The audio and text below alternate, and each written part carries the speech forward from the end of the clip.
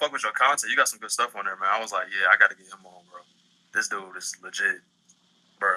Thank Like, you. I think I found you because I was on the Gematria subreddit. I Okay. think that's how I found you. I'm not 100% sure. Are you in that subreddit? Yeah, I am. Yeah, I'm in that joint. Okay. Okay, yeah. I think that's how I found you then. Bro, when I saw you was using Gematria to trade stocks, I'm like, bro, what the? Like, this is something different. I never thought to even do that. Like, that's so crazy. That was something that at first I didn't even think it was possible, and I know we're going to get into it, but it was just something I kind of kept kind of hammering at for a while. It didn't all come at once, but when you keep hammering on things, you kind of start figuring things out, and it gets easier. Yeah, man. Yeah, most definitely. So, tell us a little bit about yourself.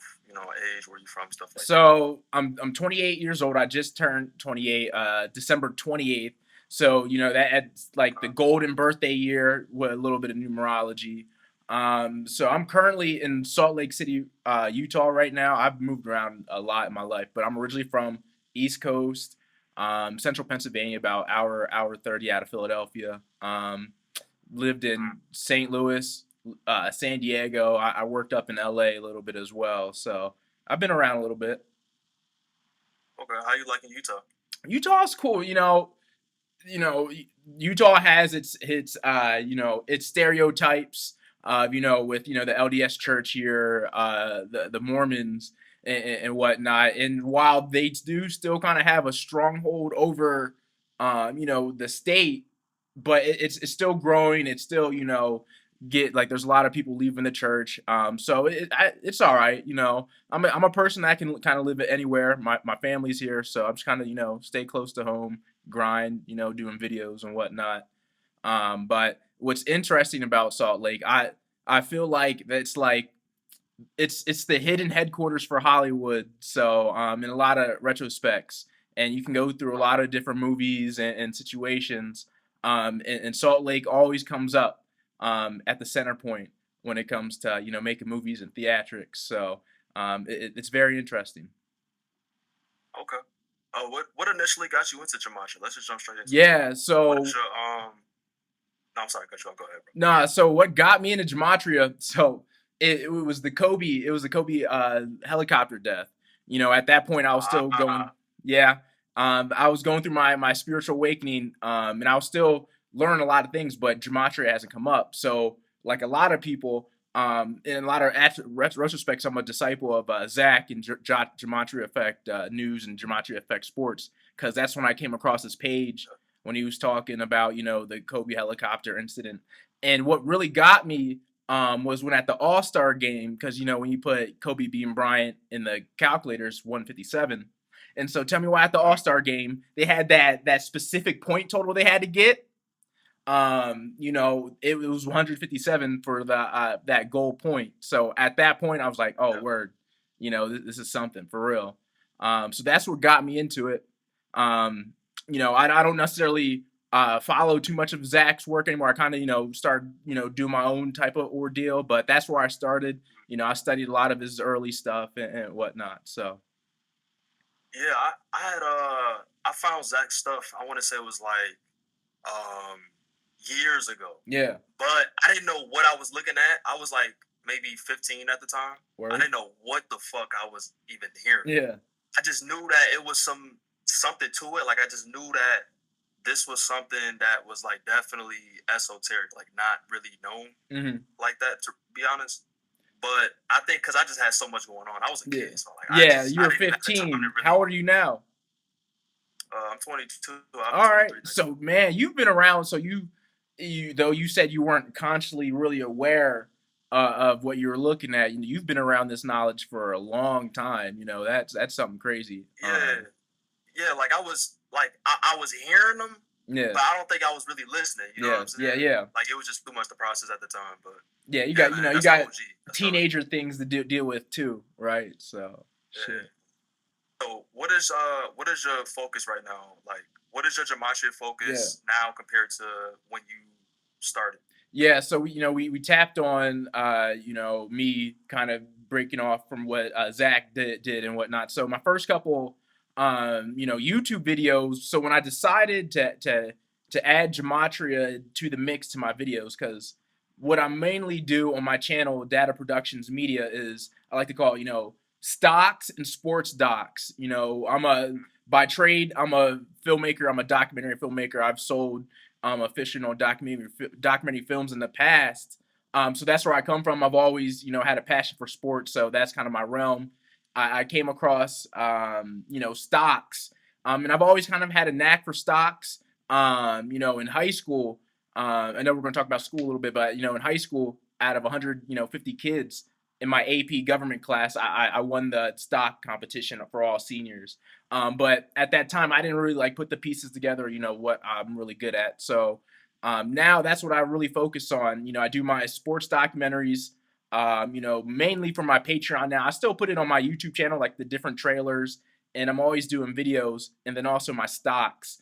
And so really, I just put the energies together and let the matrix tell me what's happening in this world. I like to use a lot of symbolism in the scripts and storytelling, and I think it's powerful.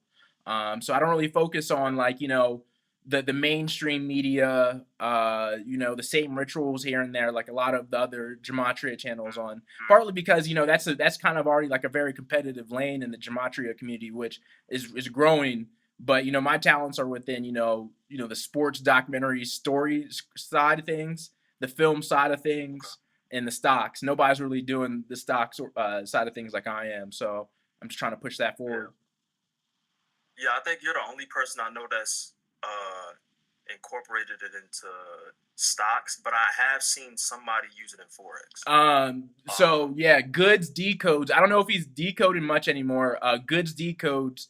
He was one of my one of the first people that started to do stocks in trading as well, Gematria after me.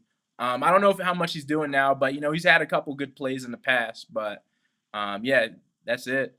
Mm-hmm. Yeah, I have to check him out. I never heard of him. Oh, Waters Above. Waters Above Crypto? Nah. So that's another cat. So there's a couple cats. So okay, you have Goods Decodes, stocks, kind of a branch off me. You have Waters Above Crypto, which he's a beast. He focused mainly on cryptocurrencies. He talks about stocks a little bit, but mostly crypto, and he's more of a TA, technical analysis trader. So I know his channel's like I think 50,000 subscribers. He does really good work. I learn a lot from him, so gotta peep him out. Like it's just overwhelming, right? Yeah. Then I'll start having dreams of Gematria, bro. Like it won't leave my mind. I'll go to sleep. I'm having dreams of seeing numbers. I'm having dreams of solving stuff. And then when in my waking life, it's like still on my mind. I can't get it off my mind. I can be at work. It's like in the back of my mind. I'm at work seeing numbers all day, 12-hour shift, and all I'm thinking is, wow, that's interesting. I've been seeing this number or that number repeatedly. Does that happen to you where like you get locked in on something and then you literally start having dreams of it and it just won't leave your mind for a while? Like, yeah, I've had that happen a lot of times, and it's usually when you come like you kind of level up in a lot of ways where and it's kind of like I feel like it's kind of like the universe telling you or giving you a puzzle kind of to figure out. So I would say I don't. So at first when I got into Gematria, I saw a lot of different patterns everywhere, but that's kind of died off now unless I'm going to the Gematria calculator or something like that. But usually when I'm like I feel like I'm leveling up somewhere, that's when they come back out. So I know what you mean. I've had dreams as well with numbers and whatnot, and I've made decisions with content or stocks with the dreams as well. I definitely understand. I know. So I know. 55, and we're going to talk about it because you want to talk about the like LTNC and that's why I have numbers. Yeah, had the angel numbers of 55 essentially, and so yeah, that was intentional. And that in like LTNC, I'm still in the stock. It's a long dramatic story. I'm long-term investor. I think it's going to play out big in the end still. But how I got into it and why I chose that number of 1.5 million with 555,055 shares is because the company name Labor Smart Inc. equals 55. And at the time I got into the company, Alex Guerrero, who was Tom Brady's trainer, and he's the god parent of his kids. He was talking about the ticker, the stock, LTNC, and so there was rumors going around like, oh, Tom Brady is going to join the company because he loves hydrogen. It's hydrogen water company. He drinks hydrogen water. That's kind of reason why he's still be able to play because of those benefits. And so he just won Super Bowl 55 at the same time. So you had Labor Smart Inc. equal 55 in reduction. Tom Brady won the Super Bowl 55. Also, going back a couple years before, I went to the Super Bowl when the Eagles won. When they faced Tom Brady, Tom Brady had 505 yards in that Super Bowl, the most in history. So another 55.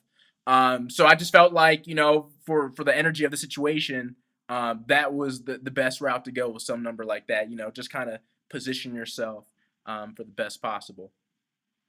Yeah, speaking of sports, I forgot what game it was. It was the 1st of January, I believe. Yeah. I was watching a football game and dude missed the field goal, but I know why. So the score was tied 3-3, and when he missed the field goal, the time had to stop. Yeah. The time stopped at 3 minutes and 30 seconds left. I was like, that's kind of suspicious. Yeah. It wasn't a field goal that was like way out of range either. It was like a good position that they were in, you know what I'm saying? And I remember before watching the game, I was just talking to my dad. I was like, yo, I heard Ohio State lost? Because the last time I was watching the game, Georgia just missed the field goal, and me and him was talking about like, what's up with all these kickers missing field goals all of a sudden now? It's like everybody's missing field goals every other game. But yeah, and then that happened. I'm like, okay, yes, something's just a little suspicious, but I didn't make a video about it. I just thought that was So I feel like it's all rituals. Like, a lot of cats talk about it, but I feel like all things work on all things. So obviously, we live in a matrix, but there's also organic instances within the matrix. So it's kind of hard in sports to sometimes pick out which ones they script and which ones just naturally happen, because when you understand the higher power of things, everything's scripted for one, and we're just naturally energetically inclined to hit a couple touch points on certain numbers and whatnot. But I agree, and it goes back to the ancient Roman times. The ancient Romans, they scripted their sporting events too. They had what they called Naumachia. Naumachia was ancient, so they were scripted ancient battles from their time. So we're talking about ancient Rome. They're talking about battles, ages before them. They would script them out for the public at the Colosseum and whatnot. But even the people watching, they wouldn't understand that it was an actual like scripted battle. They were so inebriated, like booze, drinks, still like today. They didn't understand what they were watching. So it's all rituals in our face, and only some people can see it, some people cannot. It goes pretty deep. Okay. What is Gematria to you? Gematria, so it's really like energy attracts like energy. Obviously, ABC equals 1, 2, 3 with English ordinal, very, very, very simply. But really, Gematria, it's really a way to tangibly put. It's a way to tangibly see energy per se. When you say something, when you say a word, when I say Gematria, it equals 38 in reduction. And when I say energy, that also equals 38 in reduction, English reduction. So you see how they both align. They say they both attract each other. So that's how I see it with Gematria. Kill equals 38 too. What is it? I said kill equals 38. Yeah, and so kill equals kill equals 38 as well in English ordinal, and that does play a role, and that's not something necessarily to be saying that's like a negative thing or like a positive thing. It's just what it is, what the energy is, and that's what I feel like sometimes the Gematria community needs to work on, because really there's no positive or energy, there's no positive negative in the grand scheme of things when you're talking about these numbers. It's just telling us the symbolism, of it, the tangible symbolism of that. So, death equals 38 as well. But it's all energy transfer at the end of the day. So. Right. No, that makes sense. I never looked at it that way. Mm-hmm. Is there a right way to decode using gematria? Um, Obviously, this is subjective, right? Like this is yeah, opinion.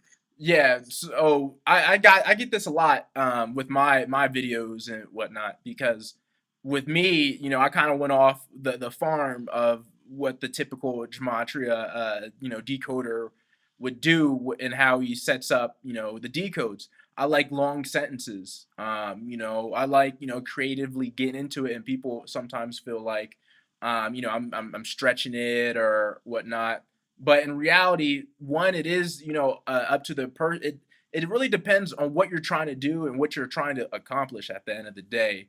So there's really no right way to go into the to matrix and pull out what you want, right?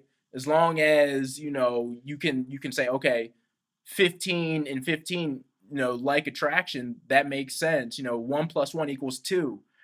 You can't tell me 13 and 18 are similar because they're not. You can get into some real technicalities of where a number you get one digit over. So say if you're 15 and you have a gematria decode that's 16. In the rule of Colel, they allow that one digit error range, and it's still the same number. But outside of just like basic principle stuff, it's really just up to the decoder itself and how they see the matrix. So there's really no right way to decode. The way I decode might not be another way as somebody wants to decode, but when it comes to stocks and stuff like that, the results are there to show for themselves. So I mean, if somebody thinks it's the right or the wrong way, doesn't matter. We're still gonna make money. Yeah, I would say there definitely is a wrong way to do it though, because Yeah. I've seen multiple Hmm. guys on this platform just totally misusing it. Yeah. And the way they do it, it's like they'll say this word Okay. has the same number as this word, so that means this. But there's Yeah. not enough confluence. There's not Yeah. enough Okay. evidence there I for agree. you to have a solid like the way they're saying is like they're so confident that it's this thing. You know what I'm Yeah, saying? you're I right. don't want to see any names, Hmm. but they're You're right. saying it like they're so confident, and it's like, bro, you're kind of reaching. Hmm. You're just putting things together because you know that your viewers don't Hmm. know anything Yeah. about Okay. Jumanji, I and agree it'd with be you. a Hmm. YouTuber who isn't. Yeah, it'd be a YouTuber who isn't like a gematria YouTuber. It's a guy who makes other Hmm. type of content, Hmm. but then just got into it and it's like, all right, let me throw this in there because I know that this is gonna do views and I'm gonna Yeah. confuse a lot of people. I'm gonna wow a lot of You're right. people who don't know, you know, that I'm doing this wrong, but You're right. I can get away with it. You know what I'm saying? Hmm. So there definitely is a Yeah. wrong way of doing it. You're right. I did notice Hmm. too though that you like to use sentences, and when I first saw that, I was like, that's interesting. At first, I thought, honestly, I'm not gonna lie, I was like, kind of reaching. I forgot what it was. I was like, you kind of reaching, but then I thought deeply about it. I'm like, oh, okay, I see what he did. I see what he did. Hmm. I see Yeah. exactly what he's doing. Yeah, I agree with you, and that that's the stipulation where you kind of have to have like a logical. You have to be able, if you go into the decoder room, you have to be able to logically present your case. And it has to, like you said, it has to have confluence. Things are going to have some things are going to have the same numbers because there's only 9 digits in our realm, right? So you're going to have that confluence somewhere, but it has to still have that relativity and that similarity. So you're right there. And yeah, the sentence is like it's hard for people to grasp, but think about it. We talk in sentences, we talk in quotes, we talk in phrases. Think about some of the most. If you go to the gematria calculator, you type in some of the most powerful phrases or powerful paragraphs. You go to the Bible, you pick out powerful quotes. They have powerful gematria, powerful numbers behind them. A lot of 33s, 137, the 33rd prime, 333. And so when I found that out, that's how I knew sentences played a role. It's not obviously you need to know the single words here and there. You have to start from the basics. I fully believe in people starting brick by brick and building up. But if you're able to present, and I'm able to present with the sentences in a coherent way to make it make sense, um, you know, I think that's all that matters. But yeah, yeah, yeah. Yeah, most definitely. How do you think stocks and crypto uh work with gematria? They work relatively the same way. Crypto is a lot more volatile, and it's more of a TA analysis thing. It's not really fundamentals. There's really no fundamentals um, in crypto outside of some like utility cryptos like Cardano and whatnot, where they kind of already has like a business back end to it. But a lot of the cryptos out there, they don't really have a business back end to it at all. So you're not really looking for fundamentals like in stocks. You're really looking for hype. You're looking for what the story is of that crypto, and if people are buying in. And a person to really go to for that, like I said, is Jordan Waters Above Crypto. He's really dope for that. But stocks wise, obviously it's a little bit more of a longer game, but there's businesses behind it. And when you think about the history of the world, businesses were one of the first things to ever be invented, manifested on this realm. So this has always been around. And if you think of some of the numbers, 27 pops up.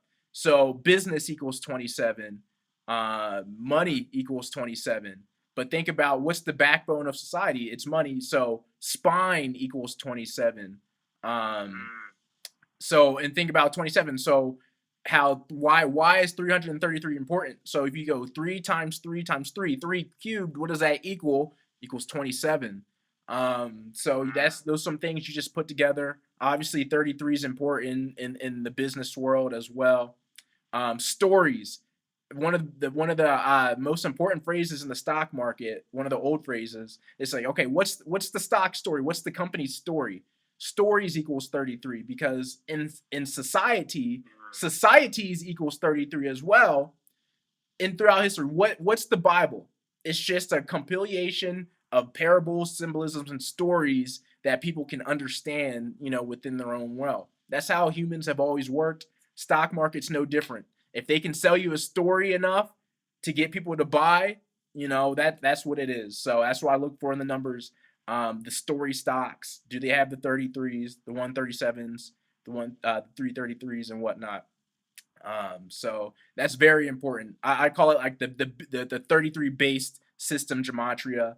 Some people ask me why I don't go off a little bit more for some numbers. I do, but the formula is there, for stocks. So why go off it? Yeah. When you're like, I know when this is anybody who invests in stocks. Mhm. You have to look at the history of a company. You Yeah. have to study the company before you decide if you want to invest in it, right? And what's in the word history? It's his story. So Yeah. that's interesting because you were just talking about like a story, right? Like Mhm. a story is somebody telling a story, so it's somebody's story. History, his story. Mhm. So that's interesting. Let's move on to something different though. Okay. Where do you see AI Mhm. and the metaverse's role moving forward in society? Yeah. So, this is one of the things where I feel like I think it's kind of like just the cycles of life. People are kind of fearful in a lot of ways, and I think it's good to have awareness of what's going on. Like there's definitely an AI craze phase with the metaverse, and I think there's a lot of a negative downfall to that.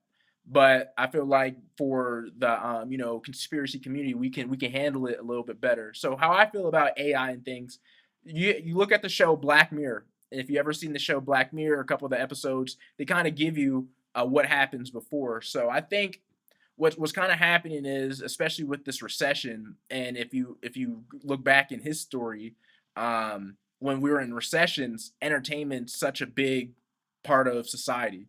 The Great Depression in the 1930s, that was the golden ages of movies. If you look at 2008, the Great Recession, the financial crash of 2008, who was on top of the movie world at that time? Will Smith. He had bangers. He had I Am Legend, I Robot, Pursuit of Happiness, and this is all kind of around that same time of the recession. And so I think we're getting into that realm again, and what you're seeing with Marvel movies and all these kind of like comic book characters and stuff. Um, they're kind of numbing society in a way where they're kind of like pushing them more into the house. They're going to be doing a lot more virtual reality things and not really understanding that the real controllers of the world are buying up all the real estate and stuff. So I think it's kind of just like Yeah. a distraction in a lot of ways. It's not really as, in my opinion, it's not as deadly as people want to think it is. I don't think, if they wanted to put, chips in our head, they probably already have chips in our head. Like, it's not something that's that too hard to do at this point in society. I think it's more of just like a distraction to just take more money from us and take more land and get more control back. Yeah, I heard J.P. Morgan just put billions into buying more rental properties. Mm-hmm. But this is the thing. So I think they said from like age 26 to 41, 18 million people have moved back into their parents' homes. Yeah. Mm-hmm. So why is J.P. Morgan spending billions on rental property? You know what I'm saying? Mm-hmm. It's to just put people into more of a deeper hole. Mm-hmm. Business is war though at the end of the day, right? Like this is why I don't get mad at businesses for doing what they do, because I understand that at the end of the day, okay, yeah, there may be some ill intent behind it, but like who's to say somebody who has no ill intentions wouldn't do the same thing if they were put in the same situation, if they had the same connections, the money to do so? Why wouldn't you expand on your business? Why wouldn't, like, I was having this conversation with my dad the other day. We was talking about how all of these businesses make Christmas all about gifts, right? Gifts, gifts, gifts, gifts, gifts. But it's supposed to be to celebrate Jesus' birthday. But we know it's a pagan holiday, right? That's why I don't celebrate Christmas anymore. I'm a Christian. But I was telling them, like, I see what you're saying, about how they don't make it about Jesus and it's all about gifting, gifting, gifting, gifting, gifting, buying gifts, trying to impress somebody or trying to prove a point or whatever. I get that. But when a business is putting out advertisements saying that we're going to have a sale and it's September, you know what I'm saying? It's not even Halloween yet. Yeah. And they're talking about Christmas sales. It's business because a million other people are doing it. Why wouldn't you do the same thing? Yeah. You know what I'm saying? So it's just like, it is what it is, man. I mean, yeah, I agree. Like, and it comes to the person. It's a this Matrix is a 1-on-1 battle. If you don't want to do something, you don't have to be a part of it. You can choose who you want to, give your money to. I feel like, the broke woke thing. I try to fight against that. We don't like the woke people. We don't have to be broke. Like we need to get that out of our mind, and that's how we'll be able to grow our industry and grow our community and have more power. It's not putting it all on one person's shoulders. It's what you can do and how you can take the wins in your life and grow, and that will help everybody else out. So, yeah, yeah, most definitely. Jesus said that the kingdom is inside of you. And last time I checked, heaven doesn't have a lack of anything. It is abundance. So therefore, you can live an abundant life. I mean, the Bible says that we're supposed to live an abundant life. Like a lot of Christians, they'll be like, the religious devils, the ones that are like closed minded. They're just, I don't get it, man. I don't get it. I've been a Christian my whole life, but I don't think that way. Like, there's a lot of Christians that say, money is the root of all evil. That's not true. It's the intent behind it. Because if I became a millionaire today, I'm still going to be the same person. It's just going to amplify who I am as a person. So if, let's say, this so-called Christian becomes rich and then starts doing all these bad things with his money, was he really a Christian in the first place? Think about it. Yeah. No. It's just that he's always been that way. It's just he didn't have the money to do what he's doing now. You know what I'm saying? So it just amplified who he is. But yeah, man, I definitely agree. We don't have to live in poverty. We don't have to be 9-to-5 slaves, man. Like, people just need to start thinking outside of the box. There's so many ways to make money. It's easier than ever with the tools that we have. We now have this program called ChatGPT. I'm sure you probably heard of it. I've heard of it, yeah.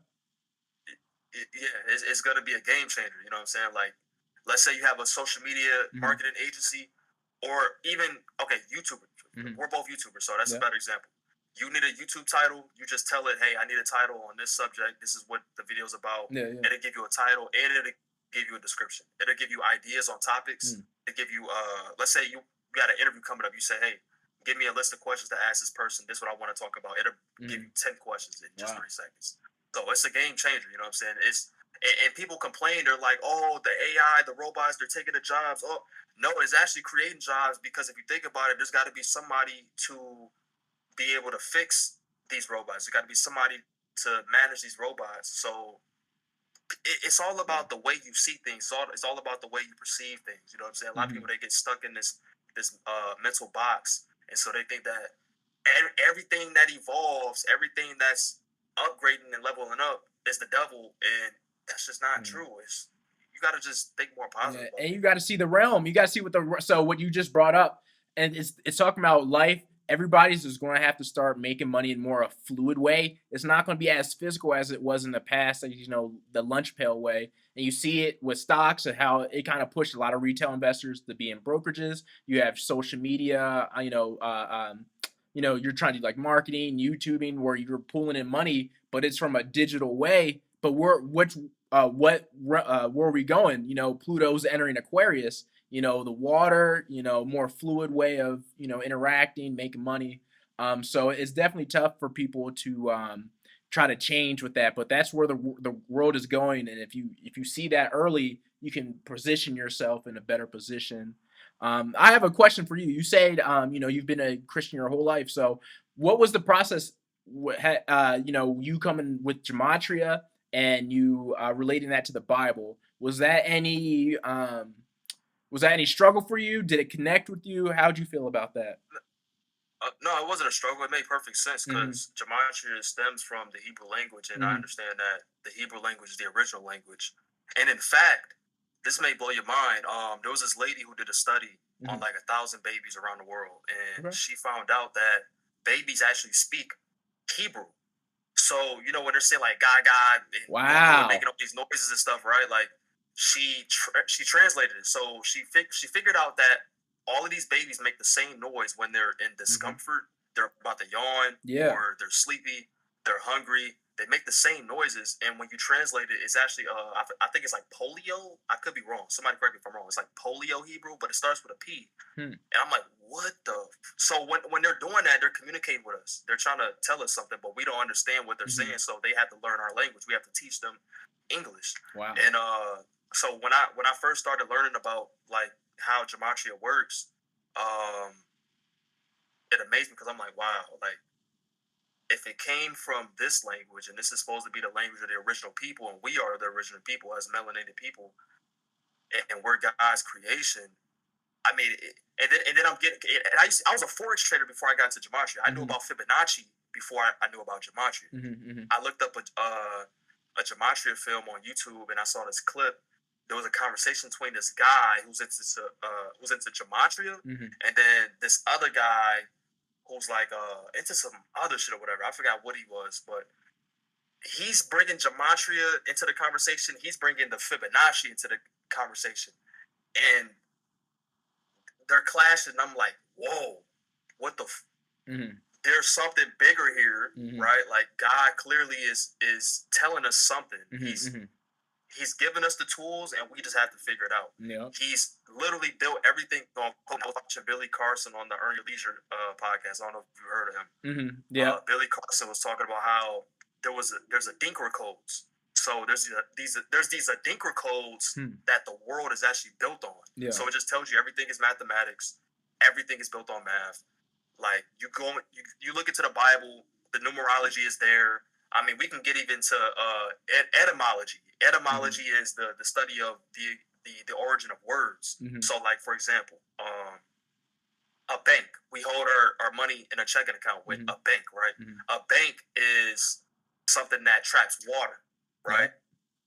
Jesus walked on water because he cannot be governed by water. The water understands him. That's why in common law, let's say if you're practicing common law, you know that when you have a driver's license, you've given up your rights. You have the privilege now to drive a vehicle, because when you have a driver's license, that says that you're driving commercially, right?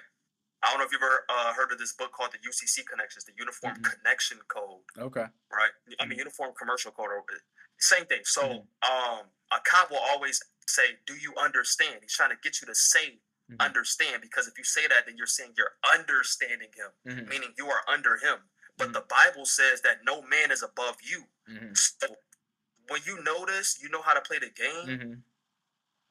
You get pulled over, you don't have anything to worry about because you know that if this guy just wrote you a ticket for speeding and there's no injured parties, you don't have to pay the ticket. He doesn't know that though. You're gonna ask him, "Hey, was there any injured parties?" He's gonna say no, and then you're gonna say, "Well, how do you think this is gonna hold up in court?" You go to court, he's probably not even gonna show up. If he does show up, you tell the judge, "Hey, without prejudice."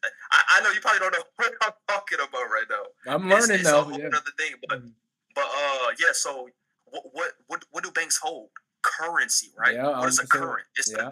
it's the description of the movement of water. Yeah. So we're getting into etymology. We're talking about water words. You see what I'm saying? Water words. Water words. And I just made a community post about this. Let me read it real quick because it's a lot to remember off the top of my head. So when you're born, you're delivered, right? Mm-hmm. They say that your mother just delivered a baby. Yeah. That's why when you're born, they put a mark on your foot because they say that's the first landmark, right? Mm-hmm. Because they switched land laws into water laws, but in Mm-hmm. order to do so, they had to turn this into products first. So they give you a birth certificate, which is something that they do because the U.S. is a corporation. Yeah, facts. Now, what is in corporation? Corp sounds like corpse, Yeah. right? Mm-hmm. And then oration means something. I forgot what oration means, but yeah. And then like you have birth certificate, which is spelled BIRTH, but then you also have birth, which is spelled BERTH. And a berth is what is called when a ship docks. So that's why you're called a citizen. That's why they call it citizenship because you're a citizen on a ship, and the U.S. is the ship. Mm-hmm. You see what I'm saying? It's all water words, and it connects with the Bible. Mm-hmm. Everything connects with the Bible. Gematria, the fib, etymology, everything is crazy. It's Connects, crazy. bro. And I just learned this from Jay Griff on YouTube. This dude is like amazing. That's his YouTube name, Jay Griff. Yeah, Jay Griff. I don't know how the fuck he's not big yet. Like, bro, this man is on to something. Like, he's on some other shit.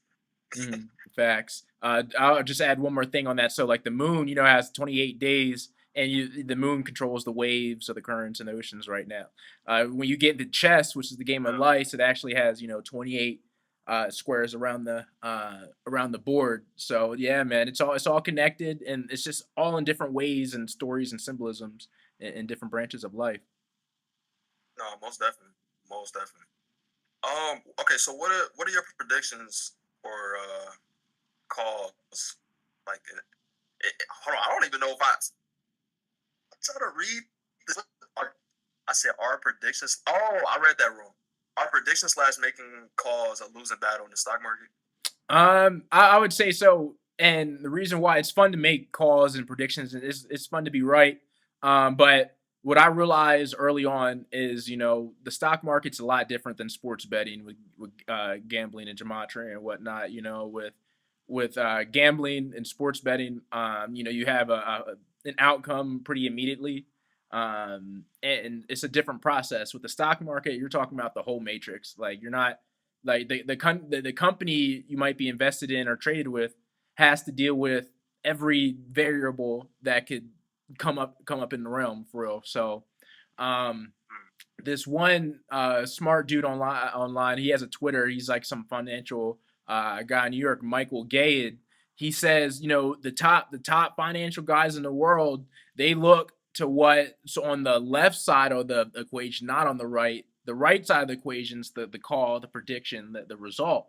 But the left side of the equation is the conditions that get you to what that result, that call could be. And like, for example, it's like, okay, like one of my calls. Okay, I was right on my call that the bear market happened with crypto at the beginning of 2022, and the whole year I was saying it was going to be a crash. But it's not really about the call. It's about being prepared with the conditions around it. Why would there be a crash? Why would it go down?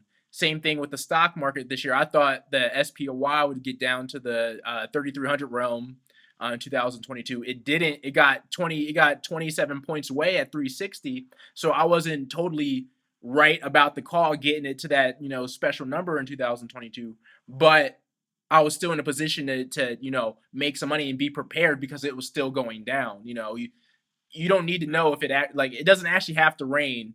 You just need to be prepared for when it rains and have your umbrella, you know. So Yeah, for sure, for sure, for sure.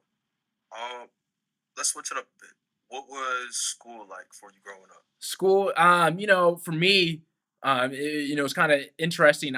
When I got into the gematria community, there's a lot of younger kids, you know, 15, 16, 17, 18, 19 in college that know about this knowledge at a very young age. You know, for me in school, I kind of had like a normal upbringing. You know, I moved around a lot, but I didn't have any, I felt like, spiritual inklings, like gifts or anything early on in my schooling or whatnot, or I didn't come across anything like gematria at 15. You know, I was pretty, you know, focused on football, doing my thing and whatnot. So for, you know, high school, up to high school, everything was normal. What's funny is my last name is Turner, and my best football number, you know, was 33. Turner equals 33 in the reduction, and I didn't know that, you know, growing up, you know, playing football and whatnot. But energy tracks like energy, and you know, those were my best years playing football.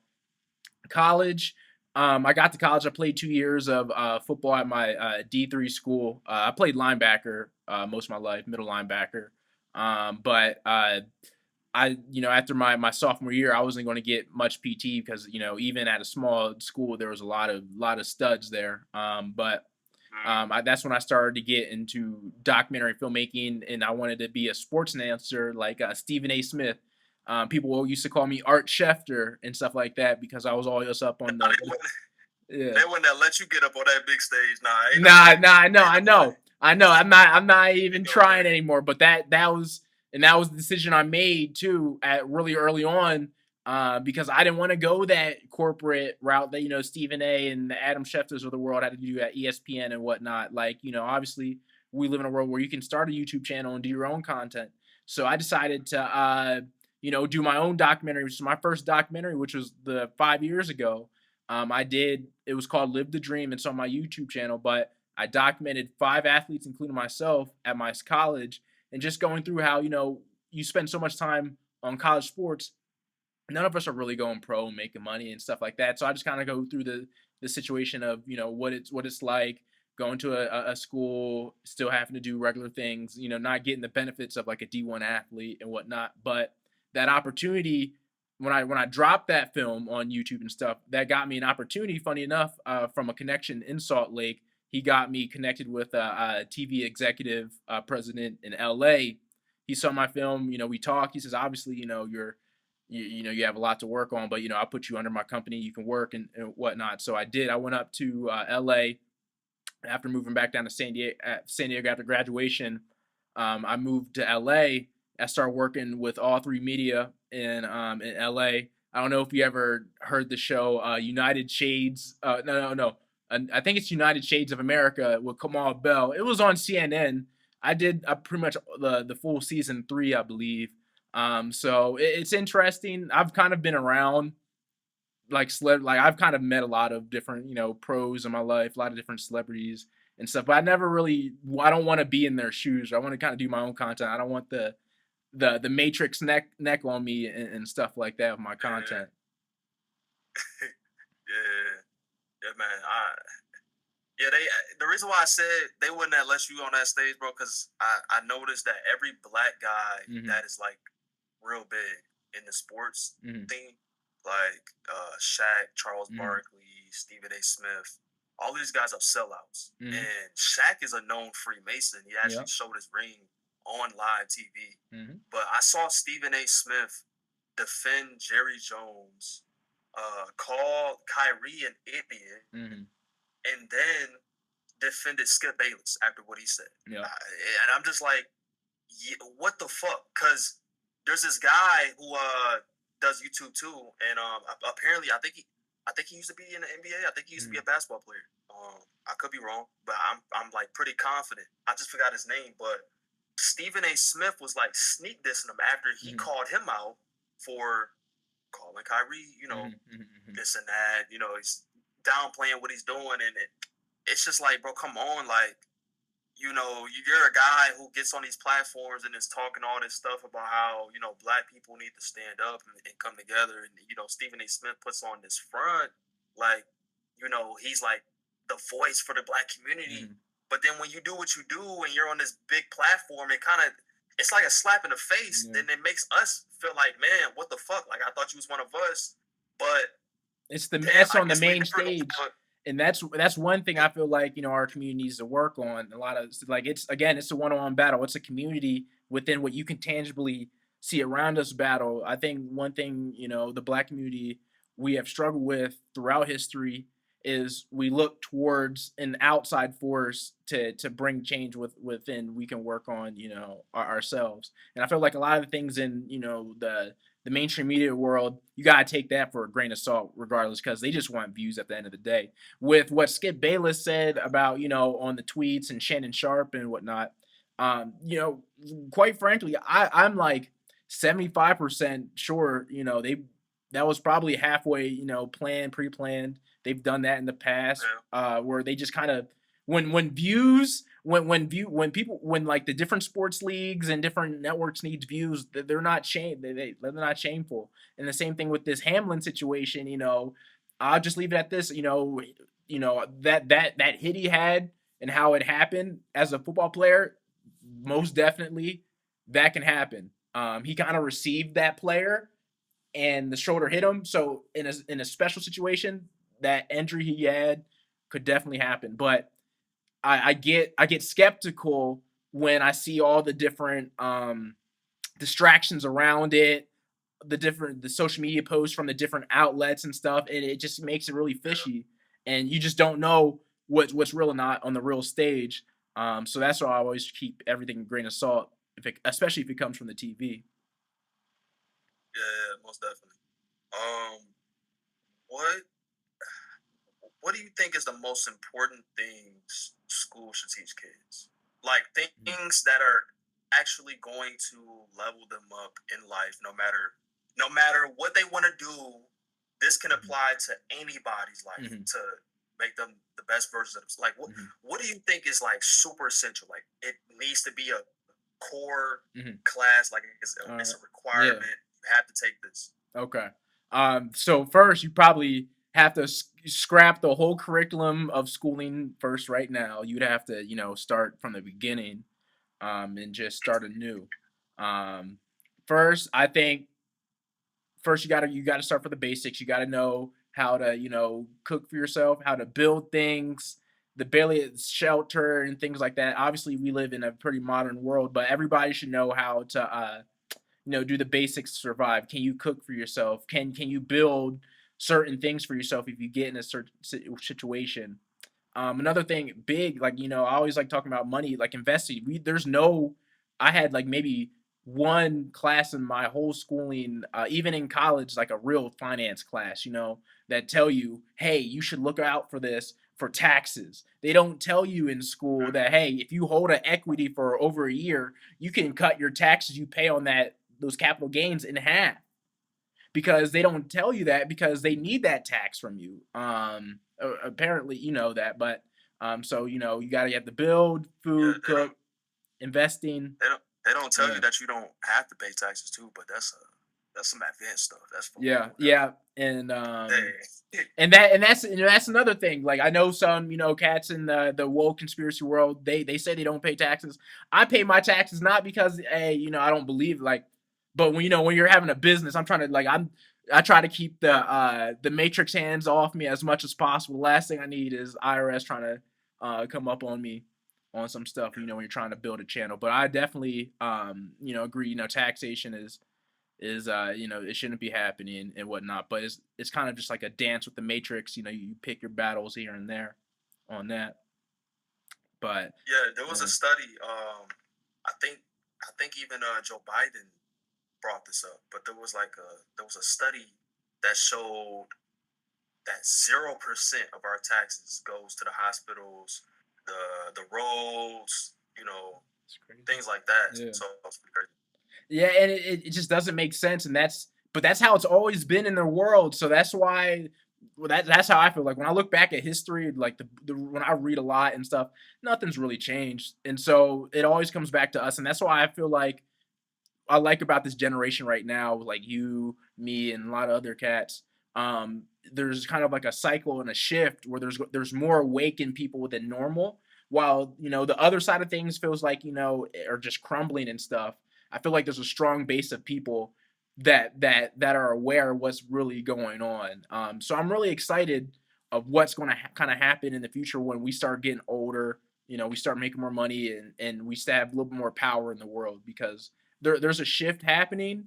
And we're just kind of happy. What's going to happen in real time? Just kind of have to live it out. Yeah. Do you think college is worth it for everyone? Not everybody has to go to college. It's but if I feel like if you don't have a plan, maybe college is something where they can give you some type of stimulation. You find something. I feel like everybody kind of just needs to find a purpose in life. I feel like work is essential to this realm in a lot of ways. I think work is good. Obviously, not like a 9 to 5. Obviously you got to pay bills and stuff. But if you find Right. something, like you're blessed to find something that you love, you're able to like to make money off and survive, then you should be proud of the work you put in because you're really helping society, and you don't need a college degree for that. You could be Yeah. a mechanic, you could be the best mechanic in the world. You could do a lot of things that don't need a degree, but you need to apply yourself. That's the biggest thing. A lot of people don't apply themselves, so that maybe they need college. So Okay. Now I just have a few more questions mm, until we wrap this up.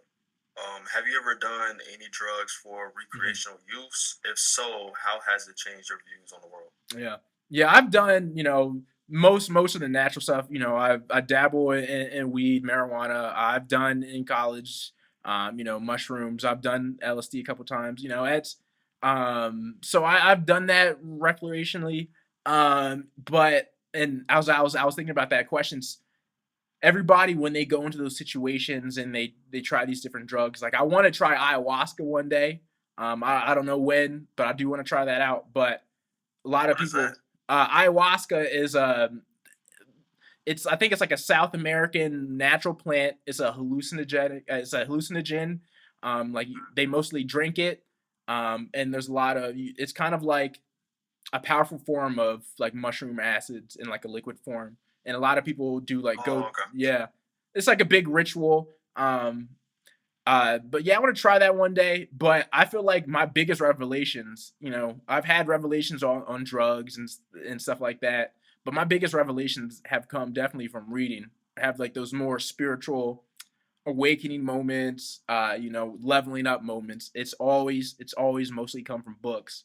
So I feel like drugs, or depending on like natural drugs, they can give you a window, they can help in certain aspects, but I feel like you don't, and nobody really needs any of that if it's just they got to work on it themselves to get those spiritual moments for sure.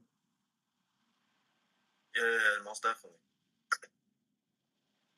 What do you Jesus do Christ, I don't any know why, do bro. you do any like recreationally anything, or what about you? Uh, the only thing I do, man, I just smoke this weed pen, bro. That's Yeah, I it. feel you. Yeah, yeah, yeah.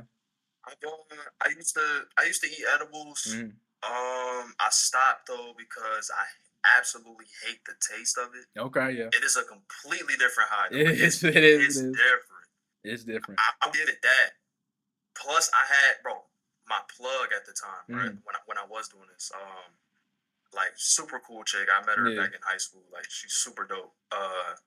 She bro, she had the best deals, man. I'm talking Mm-mm. like 500 milligrams Rice Mm. Krispie treat for Yeah, yeah. like, jeez, I forgot what I used to pay for, but it was a good ass deal. Like, bro, me and my wife, we used to stack Mm. up on that shit. No inflation. But yeah, man. Listen, I had to switch to the pens, man, just cause like it's so much more convenient. Yeah. Because one, okay, there's no smell, Mm.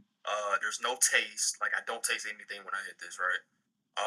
And it's instant. I get high instantly. Mm. Whereas with the edibles, it would take like an hour Yeah. sometimes, maybe even two, depending on the And you dosage. can't And control it then as it hits much. you like a Yeah. train. Yeah, And exactly, you have no bro. Once it hits you, there's no control, bro. You just gotta take that shit and pray for the best. Yeah. Like, I'll say this though, I had the best highs when I was on edibles. Yeah, they're crazy. I had one experience, bro. Man, I was listening to Clairvoyant by, I forgot the person's name.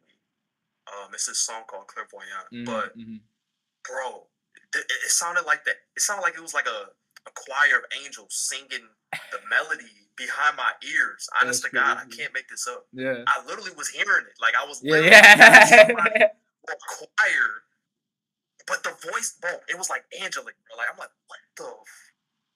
That's crazy. Yeah, I just hit this. That's it. And I only use one strain, the Maui Wowie. That's all. Because the Maui Wowie, I like this because I can only get so high. I can't get any higher than a certain level. Like, no matter how many times I hit it, like, that's just the peak. So I like it. Yeah, I'm a flower. I personally, I'm more of a flower cat.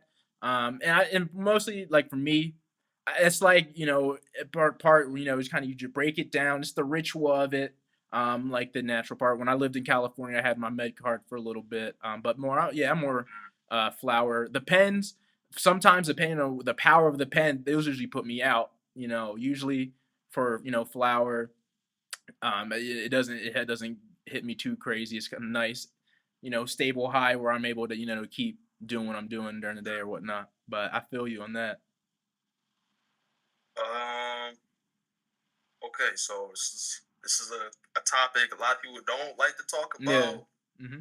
When they hear this, they cringe. But I actually find it pretty interesting because, again, I'm a Christian. Yep. And a lot of Christians, I would say probably most don't believe this, which is weird because a lot of them be like, "Oh, you can't pick and choose what you believe in from the Bible," but they do that. But they do that every day. You know what I'm saying? Do you think Earth is flat? Man, and that's a tough one to be honest. For me, it's tough for me to answer that question because I feel like both sides have good arguments, and I feel like at its core, it's not like a really important issue of what we have to deal with on Earth. Like obviously, it'd be nice to know for sure, but it kind of gets in the way of what's actually important of what we're doing here. But I will say this: I do think the Earth is bigger than what it is. Like it's bigger than what we know because we don't know how far Antarctica goes. Again, we only are told what the map, like we just took with the map they give us, right? I do think we're kind of in like a globe. I do think that's true because I feel like there's only certain circumstances where we can actually get out of like this realm. I forget, it's like the Van Halen belt or something like that where spaceships can't go past this point. And I've read in books where even different entities from different realms they can't enter Earth unless it's under certain energy vibrational circumstances. So I do believe we're definitely in like a globe. Does that mean we're flat like a globe at the bottom?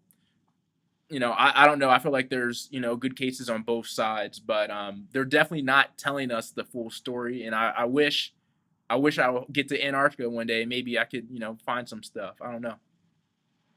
Oh yeah, that's not happening. I tell you that because the last everybody that's tried to go to the ice wall, they're met by a heavily guarded. They're met by special forces. Yeah. Let's just say that. There's no way you're even getting close. You know what I'm saying? But there was this guy though, like decades ago. I want to say it was like the 50s, maybe. I could be wrong though. He got a chunk somehow. He got a chunk of the ice wall, and he said that when it melted, it didn't turn into a liquid. So it's like some different type of substance. It's some weird stuff, man. And I was there's this channel that I love. It's Divergent on YouTube. Okay. And he talks about this all the time. And he shows a lot of the like flat Earth maps. I'm putting these up because I don't really know if these maps are real or not. I don't even know where they source from. But when I'm examining these maps, bro, it's showing lands outside of Antarctica. It's showing that this, like, okay, Africa, North America, South America, Asia, Europe, Russia. Like, it's showing that, and then it's saying there's an ice wall around that, but there's also other ice walls with land inside of them. You know what I'm saying? It's like, think of like a pond, and then you have the lily pads on the pond, right? And every single one of those lily pads is an Earth, right?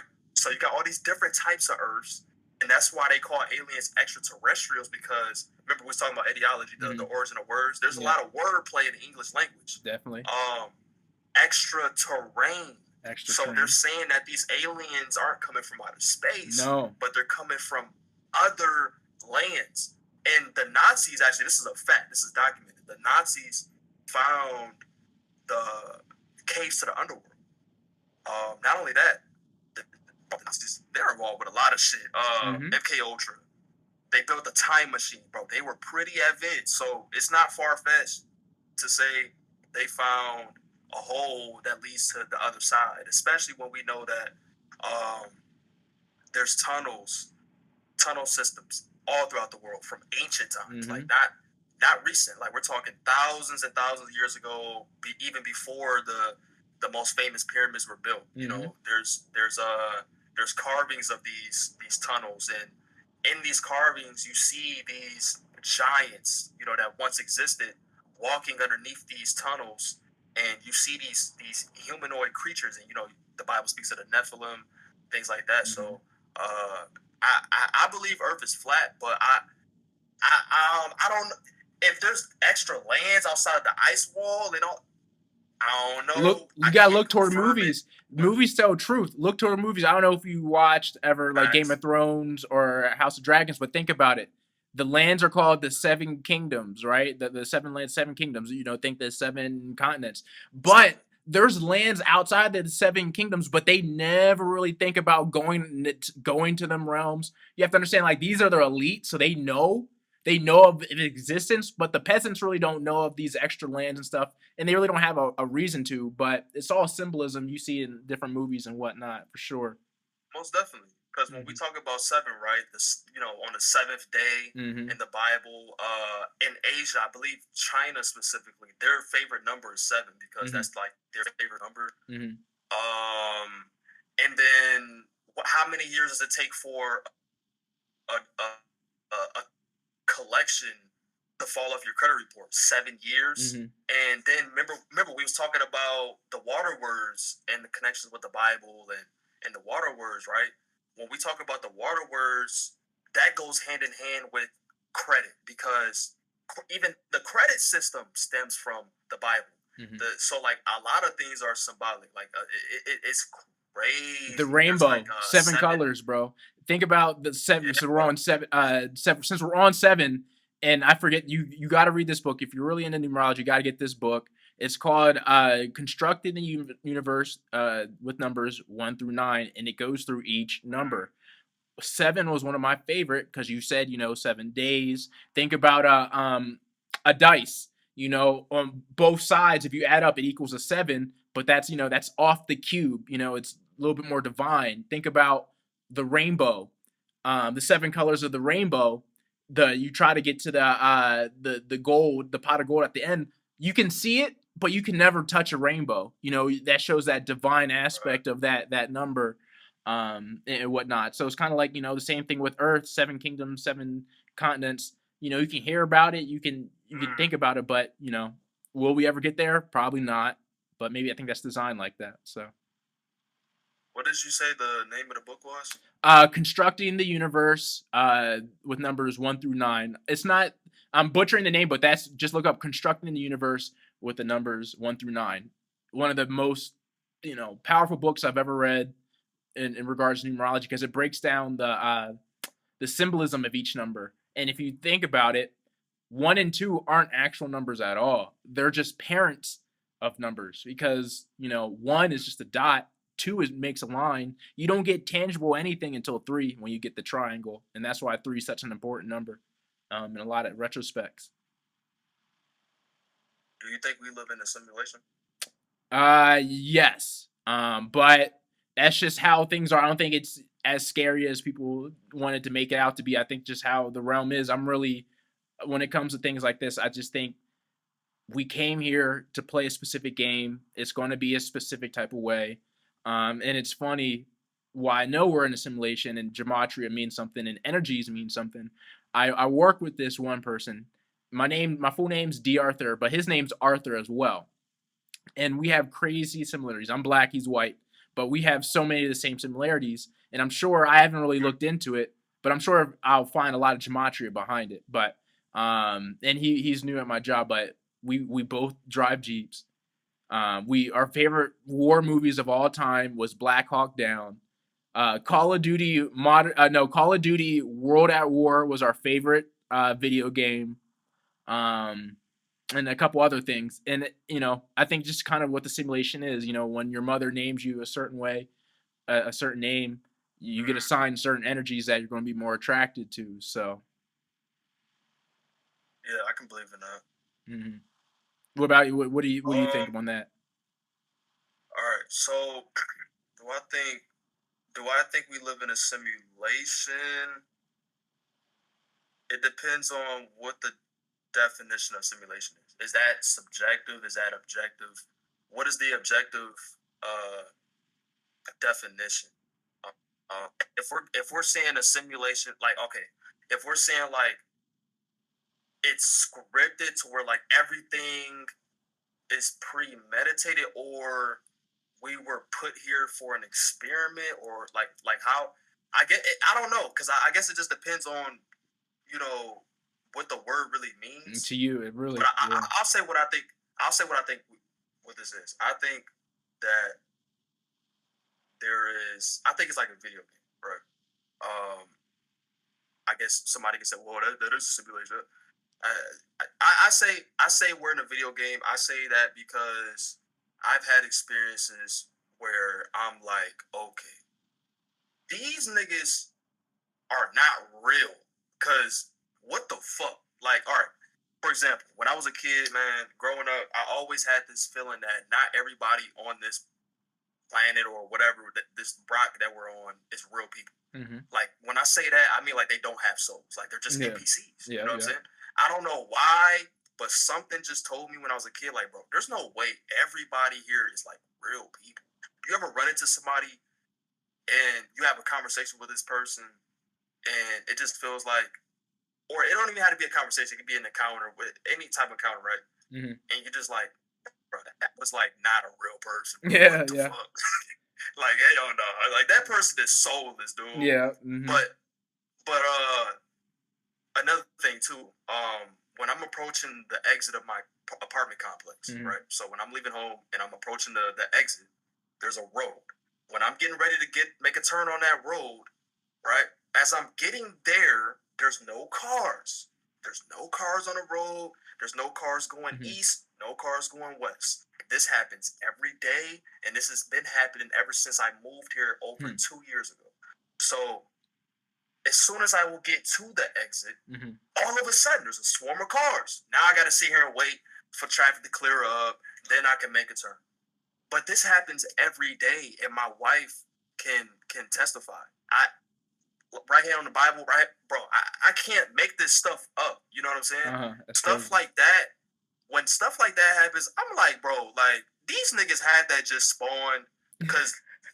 It's not. I don't believe in coincidences, man. No, like this has been happening for over 2 years, and anybody that's been watching me for a long time, you know that I brought this up 2 years ago. I brought this up a while ago, and it still fucking baffles me. I'm like, bro, I know for a fact because it's a straight way. Like I can see the exit, like a great car's length away. I'm looking right at it. I'm watching it as I'm approaching, bro. There's no cars. There's no cars driving by. So what the fuck? That's crazy. And I've had dreams that have came true the next day, right? And there's got to be a deeper meaning to it. So I'm thinking, okay, is somebody trying to leave me a message? Is somebody trying to warn me of something? Or somebody, like this has to mean something because this can't just be a phenomenon that happens for no reason. I don't believe in coincidences. Yeah. I don't believe anything just happens for no reason. I believe in cause and effect, and I believe that there's a deeper meaning to everything. Words, numbers, film, music. I mean, I you agree. name it. You watch a film and you can find the allegories in it. You know what I'm Yep. saying? Like Facts. I watch The Matrix, I see the allegories. I watch what was that movie with Nicolas Cage? It's called Da Vinci Code. it's all No. what'd you say? Da Vinci Code. Nah. I don't know. It's titled something else. It's all about numbers though. It's kind of like Hmm. Gematria, but not really. He finds these numbers on a paper that his kid got at like some birthday party or something. Hmm. He starts drawing up on this board and connecting the dots. He's doing exactly what we're doing. He's decoding these numbers and he's now predicting future events like plane crashes and the end of the world and things like that. And then at the end of the movie, he gets visited by these like aliens or whatever. And I'm watching it and I'm like, bro, this is like one big allegory. Hmm. I'm seeing all of the deeper meanings in it. And I'm like, okay, what does all of this mean? Like somebody in Hollywood clearly is trying to tell us something because, They like go you to said, mystery school for sure. They have to. They have to go to mystery school. You don't get up to that stage. I can't prove it for sure, but I like through my studies, what I've seen, who I like worked with, like they don't. So I'll say with this, like so Steven Spielberg, right? He actually like Warner Brothers is one of the best like film studios like in history. So Warner Brothers, they started the first talkie where they put audio to movies. So the person who started talkies, it was Sam Warner. He died of a heart attack the same day they debuted the first talkie ever. Nobody of his family went to the debut of the talkie. They just stayed back, and most likely they ritually sacrificed him. And so with that, uh, they kept going on. The last Warner, the last original for the four Warners, retired the same day that Steven Spielberg, the one that does like Star Wars and stuff like that, he gets a scholarship to the Warner Brothers Studios the same day the last Warner retires at 22 years old. Jesuits equals 22 and whatnot like that. yeah, And I think they go to mystery school. I think they do those rituals, but the media is such a powerful thing. It's an illusion over the people. Like for it to work, they have to do a lot of like things to keep it together. You know. yeah. And lastly, another reason why I think that we're in like Mm-hmm. some type of video game, or that's just a word for it. I don't mean Yeah. like literally we're in a Mm-hmm. video game. That's just like a term so people can better understand what I'm saying. Yeah. Really, what I'm saying is that we're in this for like school. Like it's school, I and then agree. every time you go up a grade, it gets harder. So Mm-hmm. like every time you level up, it gets more difficult. So like you go down a spiritual journey, all of a sudden, you're getting bombarded with all of this information, and it's Mm-hmm. overwhelming. But it's like, okay, the information always been there. Why the fuck all of a sudden when I have a spiritual awakening, now it all wants to come to me? It's like as if you just unlocked a new level, right? Yep. And then like, okay, you start going down a more righteous path. You start getting into whatever religion. It can be whatever. It doesn't matter as long as it's positive and it's improving your life spiritually, physically, mentally, whatever. Things start to get more difficult. Mm-hmm. But if you can get through it, because God, well, you can't, because God would never put an obstacle in front of you that you can't overcome. Once you overcome it, you do gain something from it. Yeah. Even though you've now made it to the next level where it becomes more difficult, you have gotten stronger, you become more wise, you become smarter, you become faster, or whatever, right? Like if you're a fighter, you fight the better fighters after every fight. You get better after every fight. What happens when you lose a fight? You then have to fight a lesser fighter. You see what I'm saying? It's like if you lose on a video game at a hard You have to relearn difficulty, it. you want to, right? You may want to go to the practice. You may want to go back to that home screen and go to practice, or you may want to go from legendary difficulty on Halo and say, all right, fuck this shit. Let's go back to heroic. You know what I'm saying? And get good at that first, beat the game there, and then let's try to complete the game on legendary. So I agree. Even I've heard that there's not just one heaven and that's it. There's levels. So that's why the devil was kicked out. Because people be like, whoa, if there's nothing but good in heaven, how was the devil able to do this and that and get kicked out, and the dark angels kicked out? Because there's levels, right? So there's paradise and then there's heaven. So you make no, there's heaven and then there's paradise. So you make it to heaven, you have free will, right? And you still have the choice to do bad, and you can get kicked out. But once you make it to paradise, it's like you're good. Like there is no bad or any. It's just all positive, and that's it.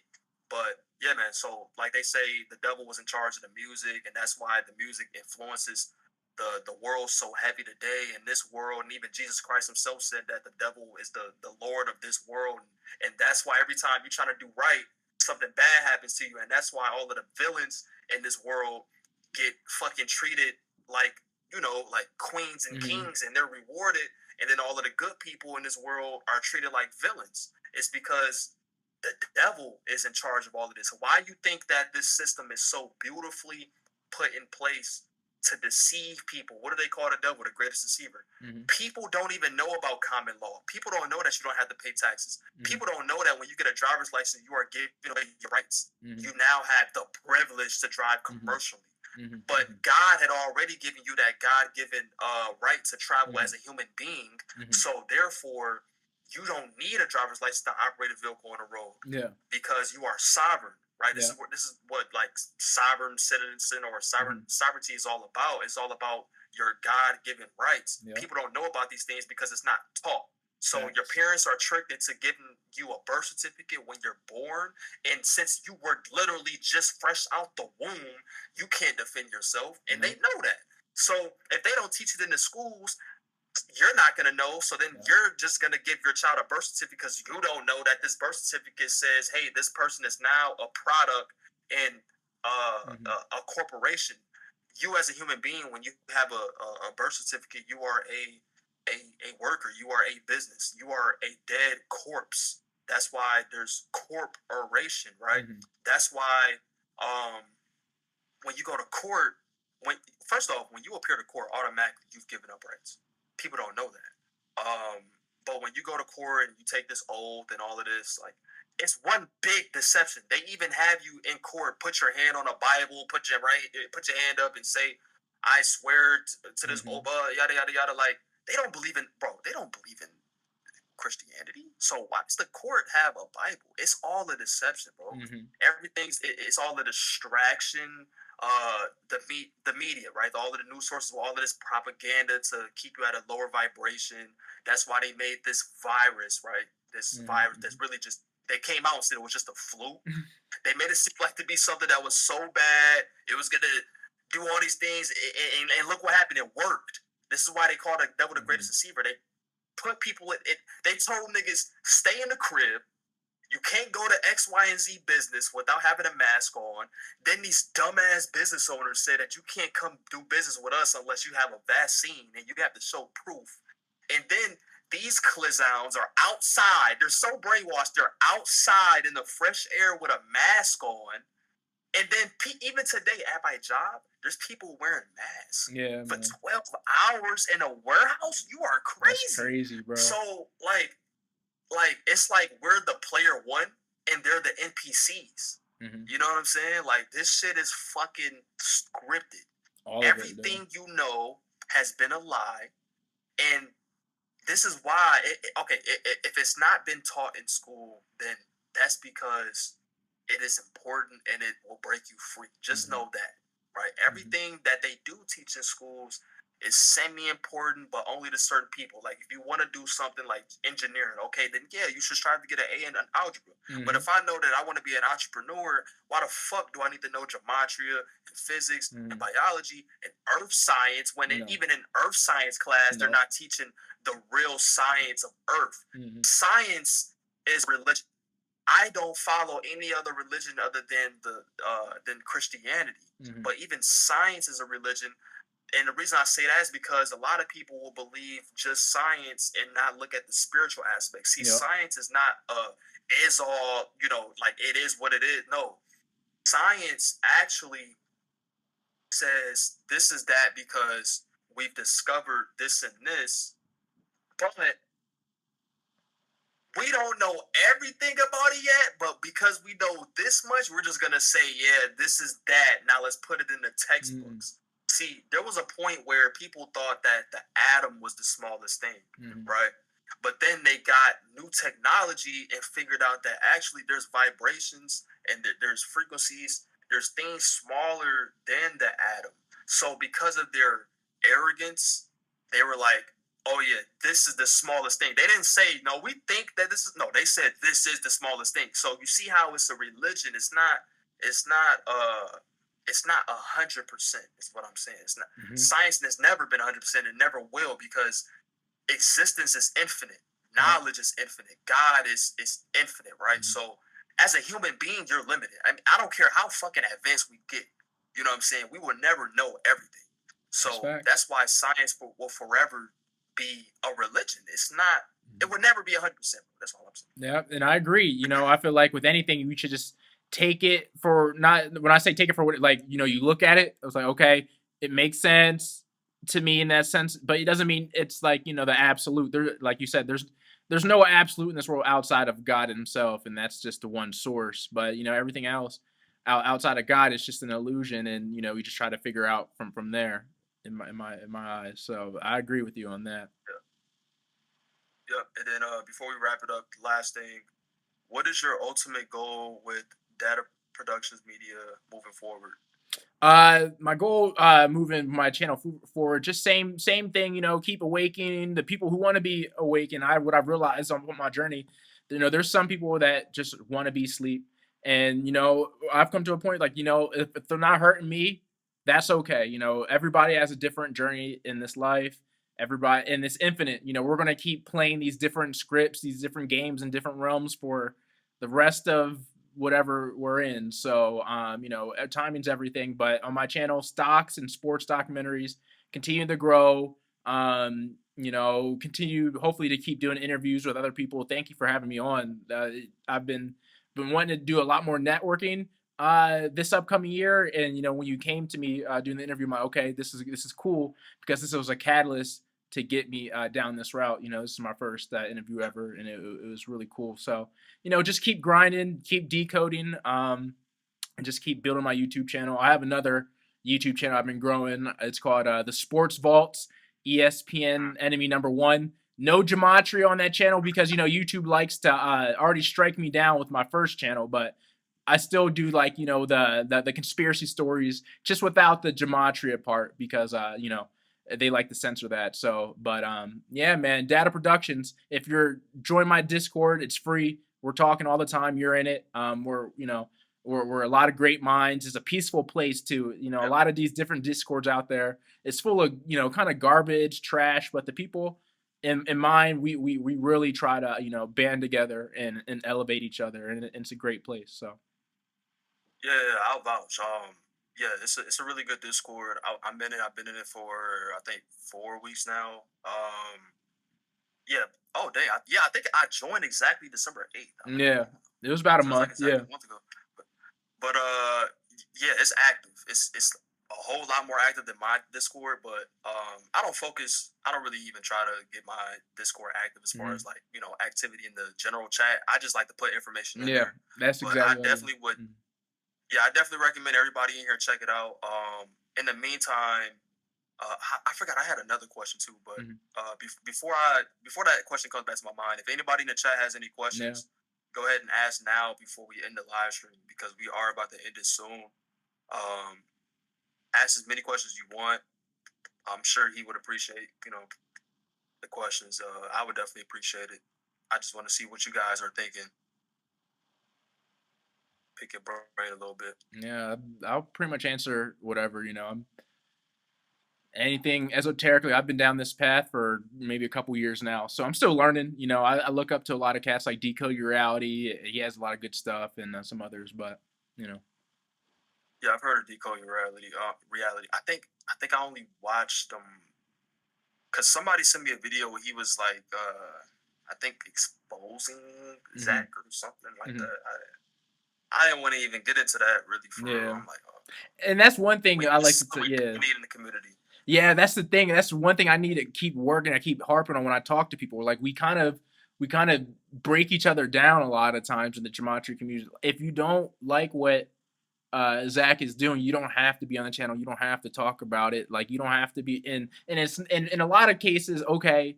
You know, obviously you don't want a person getting caught up with something if they're not telling something correctly. But again, it's a one-on-one battle. You need to be able to decipher yourself and be discern yourself what your truth is and what you believe and whatnot. So again, yeah, the Gematria community, we need to start building each other up again.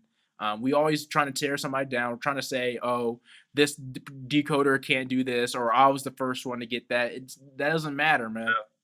You know. No, yeah, most definitely. I see that a lot too with a lot of communities that are on the rise and have potential for being something a lot bigger. There's those people that ruin it for everybody because they just make it toxic, you know.